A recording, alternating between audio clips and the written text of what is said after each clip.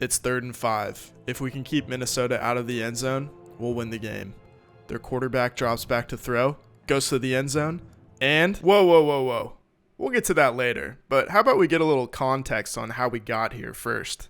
Welcome to Las Cruces, New Mexico. And for those of you who don't habla español, Las Cruces is Spanish for, the Cruces. And if you're wondering, no, they did not film Breaking Bad or Better Call Saul here. That was Albuquerque. But they did film Clint Eastwood's 2018 masterpiece, The Mule, right here in Las Cruces. Las Cruces is also a hotbed for academia, as it's home to New Mexico State University, which has produced such notable alumni as Christina Aguilera. Oh, sorry, that says Christine Aguilera. She is the president of Sky Mall. Well, hey, that's still pretty cool. New Mexico State's football team has an all-time winning percentage of just .401. They've only played in 4 bowl games ever, and most critically, they only have 1 star in NCAA Football 14, one of the greatest sports games ever. My mission, should I choose to accept it, is to rebuild this fledgling football program and try to win a national title. It'll be a long, arduous journey, but it is a quest I must undertake. Trying to make a winner out of New Mexico State will be a difficult undertaking, one that's going to put some hair on my chest. And you know what? That reminds me. This video is brought to you by Manscaped.com. Christmas is my favorite holiday, and it came early this year because Santa brought me the new Perfect Package 4.0 by Manscaped. I know that 98.2% of you watching this are male, because I'm watching you too. And these products are made specifically for men. As for the remaining 1.8% of you, this would make a great gift for a man in your life. And don't worry, Santa drops that Manscaped box in very discreet packaging. But when you open it, you get the full Manscaped experience. Just take a look at the best-selling Lawn Mower 4.0. It's a waterproof cordless body trimmer that's built with advanced skin-safe technology. It helps reduce nicks and cuts on your most sensitive areas, because God knows we all remember 7th grade. Oh, it was like Psycho in my shower. Oh yeah, and it has this cool LED light and a high-tech wireless charging dock. And if you want to stuff some stockings this year, I know you do, try the Manscaped Crop Preserver below-the-waist deodorant and the Crop Reviver body spray. You can keep those areas cool and clean all day long with this quick absorbing liquid clear solution. And for a limited time, you'll get 2 free gifts, the Shed Travel Bag and the Manscaped Anti-Chafing Boxer Briefs. It's the gift that keeps on giving, like the Russell Wilson trade. So don't wait, go to manscaped.com and use my promo code WILLSUCKS to get 20% off plus free international shipping plus 2 free gifts. One more time, that's promo code WILLSUCKS and that'll get you 20% off plus free international shipping plus those 2 free gifts. Now back to the video. Leading the charge for the Aggies will be head coach John Hamm. He's never coached football before, but the Indianapolis Colts recently proved that experience is not necessarily a prerequisite. On defense, we're anchored by 78 overall outside linebacker David McCutcheon. Roaming center field is 78 overall free safety Jason Franklin. And holding it down at corner is number 4 Todd Swain. You don't want to get stranded on Swain Island. Just kidding, he's a 66 overall. Running the show on offense is quarterback Justin. I just met you and this is crazy, but here's my number, so McCall me maybe. Toting the rock is 75 overall running back Bobby Mullins. Manning the most important position on the field is Travis King of the Hill. He's got a 59 rating, but he'll 69 your girlfriend, so watch out. Lining up at tight end is Kyle Miller. Everyone needs a Kyle to punch through the walls of the defense. And finally, at X receiver, we've got Daryl the Hog Johnson. As for the rest of the squad, you'll meet them as we go along and start playing games. Rest assured though, they're not very good. Since New Mexico State is an independent team that don't need no conference, our schedule is a little all over the place. It might seem like kind of an easy schedule, but in real life, the Aggies went 2-10 against these teams. So buckle in, you made it.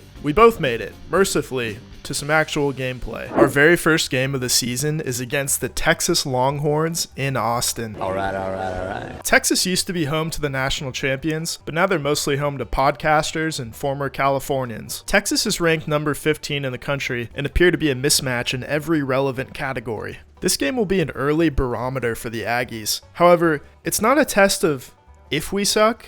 I know we suck, but it should tell us just how much we suck. Texas wins the opening coin toss and they decide to defer, meaning New Mexico State will get their hands on the ball first. Unfortunately, it doesn't do us much good because we start the game going 3 and out after wide receiver Kenny Harris commits a brutal drop on third down. That might have set the tone for the game in the early going because Texas gets the ball on offense and marches right down the field for an early touchdown. The good news is that we don't go 3 and out on our second drive. The bad news is that Justin McCall accidentally sacks himself, then throws his first interception of the season. After getting the pick, the Longhorns engineer another successful drive, punching it in on 4th and goal to take a 2-touchdown lead. Our offense is going nowhere fast, and our defense is the proverbial butter getting run through by a hot knife. We're barely into the second quarter, and Texas has built a commanding 21-0 lead. By the end of the first half, we're just getting decimated, and the score is 35-0. Their quarterback, LaRue Smith, he just can't miss. Right now, Smith has completed all 14 of his pass attempts. That's a level of accuracy Texas hasn't seen since, not so fast. You expected me to make a joke about a certain president, didn't you? Well, that's not gonna happen. I remember what happened on my last video. I need money. Moving to the third quarter, LaRue goes in for the kill on a QB power and makes it a bulletproof lead for Texas at 45-0. Our embarrassment is curbed ever so slightly when McCall hits wide receiver Charlie Charles, so nice they named him twice, to convert back-to-back third downs. On 2nd and goal, McCall scrambles to his right and finds running back Bobby Mullins for our first points of the season. We follow up the touchdown with an interception of LaRue Smith, and even though Justin McCall tries to give the ball right back to Texas, we tack on a late rushing touchdown by Connor Jones to make the final score look a little more respectable. In week 2, we have our first home game against the Minnesota Gophers, a school that produced the most handsome man in the world, Eric Decker. That's of course if you're not counting John Hamm, who's hungry for his first victory in college football. You know, victory or just not losing by 34 would be an improvement. We get the ball first and set the tone early with a 10-yard run from Bobby Mullins. Kenny Harris and Kyle Green pick up back-to-back first downs,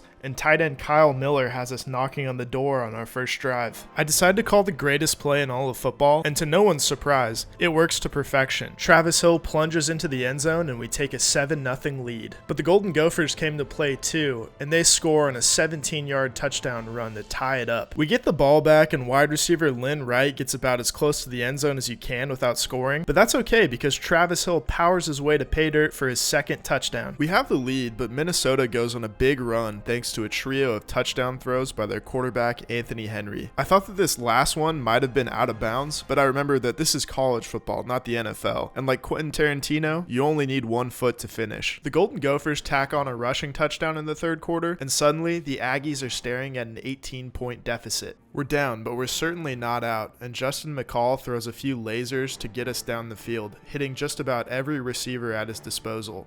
And inside the 5-yard line, Bobby Mullins gets a gritty block from Travis Hill and plunges into the end zone for a touchdown. After a clutch stop on defense, McCall hits Daryl Johnson on a slant, and Johnson could go all the way down at the 1-yard line. And that's okay because it gives Travis Hill a chance to notch his third touchdown on the game, and we're now within one score of Minnesota. The Gophers nearly convert on 3rd and 21, but were bailed out by a devastating drop and a field goal that doinks off the left upright. Now we've got the chance to tie or take the lead in the fourth quarter. Bobby Mullins and Kyle Green pace the offense as we work back down to the goal line, and I think you know who's getting the rock here.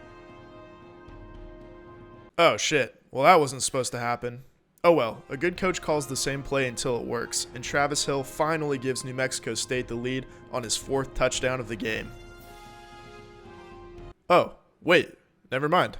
I really thought that would work that time. Okay, well, let's do it again. Only with a little twist this time. McCall boots out, finds Travis Hill wide open in the end zone, and now we finally do have the lead. It's going to be up to our defense to shut the door on Minnesota, and we managed to pick up a huge sack with under 3 minutes to go. But Henry converts on 3rd down, and the Gophers are still alive. 2 plays later, the coverage holds up, and we slam Henry to the turf for another sack, forcing Minnesota to punt. All we need is a first down to ice the game and get our first win, and Daryl Johnson comes up huge with a game-sealing reception on 3rd and 3. Goldie Gopher masks his pain with a toothy grin, but it looks like John Hamm will clinch his first victory, and we fumbled.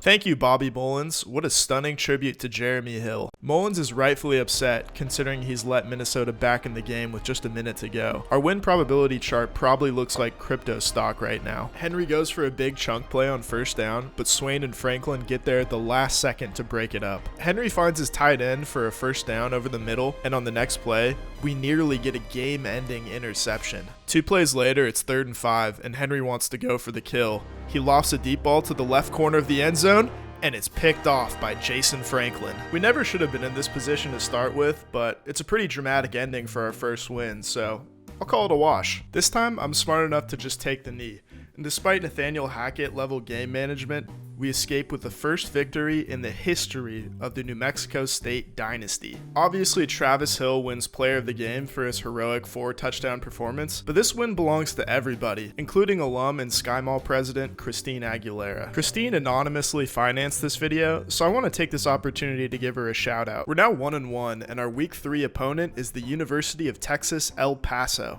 You know how many people I know in El Paso, Texas? No, ma'am. That's how many. Apparently there's a rivalry between New Mexico State and UTEP, and it sounds like they really don't care for us, but as our head coach John Hamm once said, I don't think about you at all.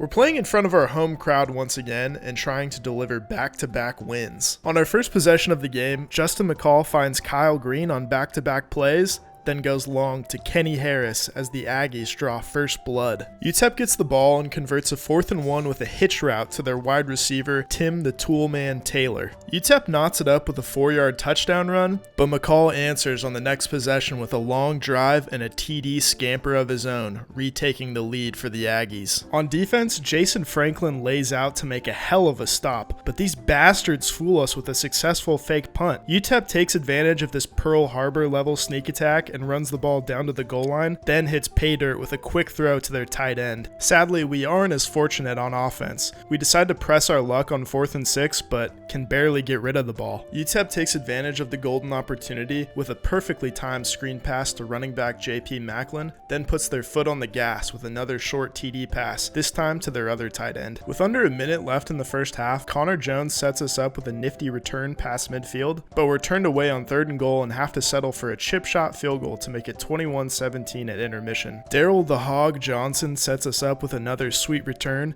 and Kyle Green gets wide open on 3rd and 9.